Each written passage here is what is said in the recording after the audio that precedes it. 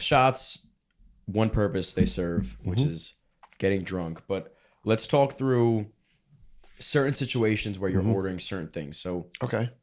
you're at a bit of a higher end restaurant, let's say, maybe it's a steakhouse, and your reservation's for 7, you get there at 6, you have some time to kill, you go to the bar.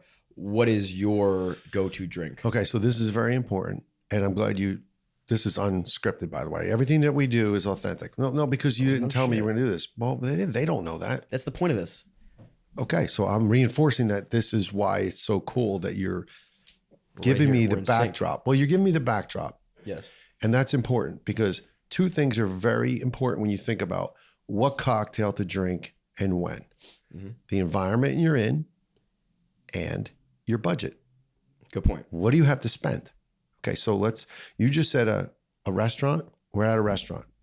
A high-end steakhouse or okay. You had a nice restaurant. All right, you're in a nice restaurant, whether it's steakhouse. Well, see, to me, the meal matters too. If I know I'm going to eat steak or pasta, there's two different mindsets I have about how you should prepare and pair the alcohol to the food. Well, that's why I said this is a clear pre-game drink. It's like an hour to 30 minutes before the meal. You're not even at your table yet. I'm at the bar. You're at the bar. What kind of restaurant? I just said You said a high-end restaurant. high-end steakhouse. Oh, a steakhouse. All right, so I'm sorry. High-end steakhouse. This is an easy one. At the bar, I'm going to have one of two drinks. I'm going to guess. A Vesper martini Oh. or a dirty martini with blue cheese olives in it. Oh, he doesn't need me then, I guess. Actually, that would be one of then 3 drinks because you're right. A martini. I enjoy a martini. Vesper, definitely. A regular vodka martini with blue cheese olives, definitely. It's 1 and so 1A. not a dirty martini. No, not dirty. No, I don't do the dirty. For those that don't know, a dirty martini just has the extra olive juice in the martini itself. I like the, and I don't like vermouth in it, right? I will appreciate the way the cocktail's made, especially if they double strain it. So you like a real dry martini. I like the martini, not only without the vermouth, but the ice chips that some people acquire, and they'll take the 2 cylinders and just break them open and a lot of ice comes out. I don't care for that. Right. I like it double strained. So I don't want any ice in it. I want it shaken, cold, glass frosted. I want the vodka. Maybe, rinse it out like a true martini. You're supposed to rinse out the glass with the vermouth.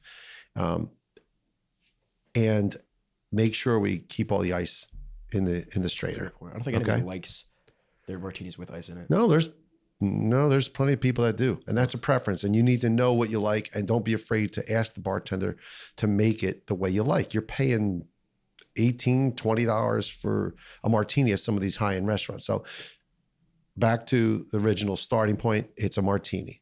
It's a Vesper, which is gin and vodka with a twist of lemon, or it's a vodka martini with blue cheese olives for me. Well, okay, yeah. And then the third option, Okay. it's 1 and 1A.